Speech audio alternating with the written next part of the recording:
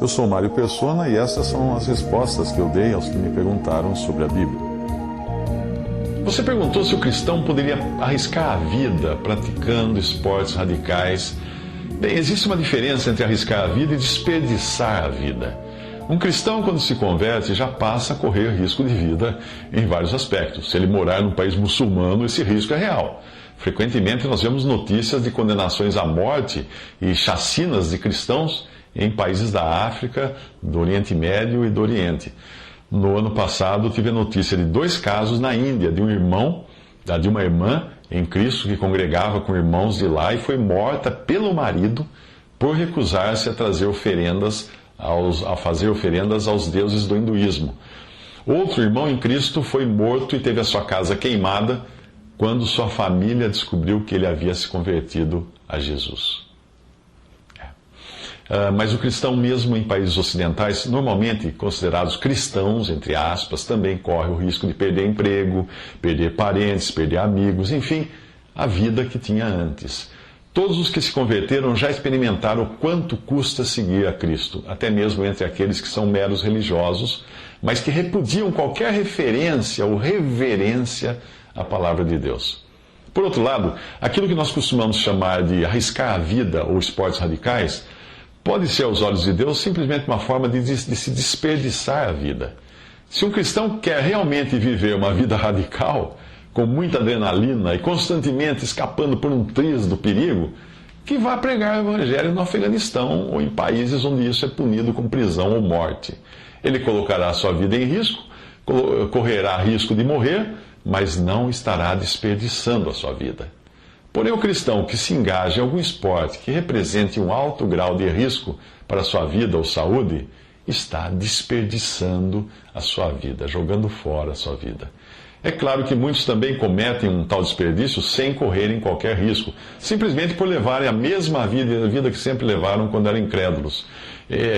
Em ambos os casos, cristãos assim terão a alma salva, porém a vida perdida ou desperdiçada. Algumas atividades e esportes radicais colocam a vida da pessoa em risco sem uma razão importante, o que pode se configurar como tentar a Deus. Como eu poderia entrar em uma atividade de risco e orar a Deus por proteção, sabendo que aquilo é desnecessário e eu poderia morrer se algo der errado? Eu entendo que entrar deliberadamente numa atividade de alto risco é o mesmo que tentar a Deus.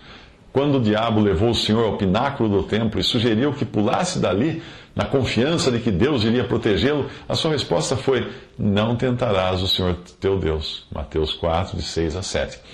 Evidentemente, existem muitas atividades que são de risco, porém necessárias àquele que as exerce, como algumas profissões.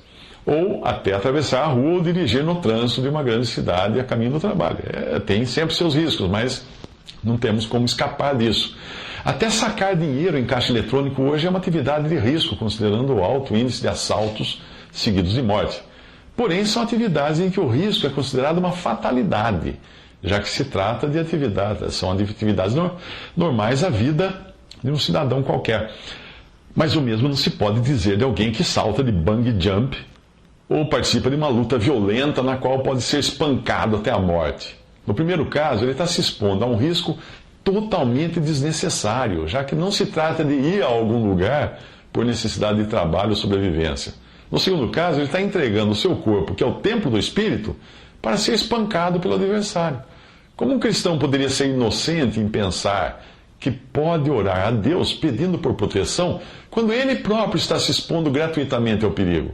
Deus é gracioso em nos guardar, mas Deus não é ingênuo. Mas como determinar se um esporte ou atividade é ou não de risco? Obviamente a Bíblia não diz, já que muitos esportes só foram criados séculos depois do texto bíblico ter sido redigido.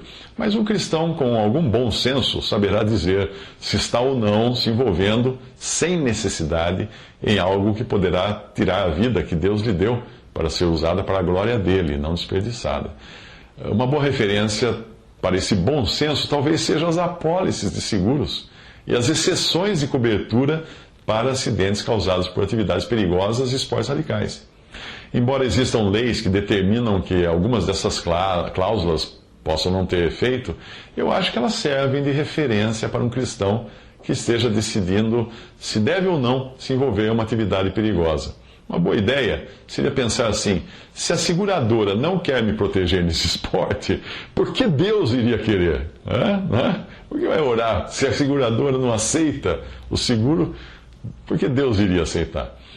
Mas existem pessoas que precisarão praticar ou saber como fazer atividades de risco até por necessidade profissional e de salvar vidas. Por exemplo, um profissional que trabalhe na manutenção de torres de transmissão precisará estar treinado em escalada com cordas. Um piloto de avião pode precisar aprender manobras acrobáticas para saber como sair de situações difíceis. Bombeiros e salva-vidas também precisarão treinar e praticar muitas dessas atividades para salvar vidas. Policiais precisam praticar tiro ao alvo com regularidade. Socorristas de distâncias de esqui precisarão ser treinados em esquiar na neve, no gelo, escalar montanhas, etc. Obviamente, essas pessoas farão isso para o sustento próprio e de seus familiares, além de salvar vidas. Enquanto isso, o esportista as praticará tão somente para satisfação pessoal. E aí que é a questão. Embora possam existir opiniões genéricas e universais sobre esse assunto, o que eu estou dizendo tem a ver com aqueles que foram salvos por Cristo e cuja vida agora já não lhes pertence, e sim pertence àquele que os salvou. Evidentemente, quem ainda não foi salvo por Cristo e nem tem a vida eterna garantida pela fé naquele que morreu e ressuscitou, não se enquadra nesta categoria, e as minhas palavras não farão qualquer sentido para uma pessoa assim que busca satisfazer a sua própria vontade e não a vontade daquele que o salvou. Este é, por assim dizer, um assunto familiar, um assunto de família, apresentado àqueles que pertencem à família da fé. Existem assuntos que eu discuto em casa com minha família que meus vizinhos nunca entenderiam por não pertencerem à família. Alguns versículos da palavra de Deus podem lançar mais luz sobre as razões dessa preocupação, até, mais uma vez, para os que já foram salvos por Cristo. Se você é incrédulo, não vai dizer nada isso para você. Um versículo é: ou não sabeis que o vosso corpo é o templo do Espírito Santo que habita em vós, proveniente de Deus, e que não sois de vós mesmos? Porque fostes comprados por bom preço. Glorificai, pois, a Deus no vosso corpo e no vosso espírito, os quais pertencem a Deus. 1 Coríntios 6, 19 a 20. Já estou crucificado com Cristo e vivo, não mais eu, mas Cristo vive em mim. E a vida que agora vivo na carne, vivo-a na fé do Filho de Deus, o qual me amou e se entregou a si mesmo por mim. Gálatas 2:20. Eu sei, Senhor, que a vida do homem não lhe pertence, não compete ao homem dirigir os seus passos. Jeremias 10:23. Então o diabo o transportou Jesus à cidade santa, colocou-o sobre o pináculo do templo e disse-lhe: Se tu és o Filho de Deus, lança-te de aqui abaixo, porque está escrito que aos seus anjos dará ordens a teu respeito e tomar-te-ão nas mãos, para que nunca tropeces em alguma pedra. Disse-lhe Jesus: Também está escrito: Não tentarás o Senhor teu Deus. Isso está em Mateus 4, de 5 a 7. Mais uma passagem: Rogo-vos, pois, irmãos, pela compaixão de Deus, que apresenteis os vossos corpos em sacrifício vivo, santo e agradável a Deus, que é o vosso culto racional. E não sede conformados com este mundo, mas sede transformados pela renovação do vosso entendimento, para que experimenteis qual seja a boa, agradável e perfeita vontade de Deus. Romanos 12, de 1 a 2.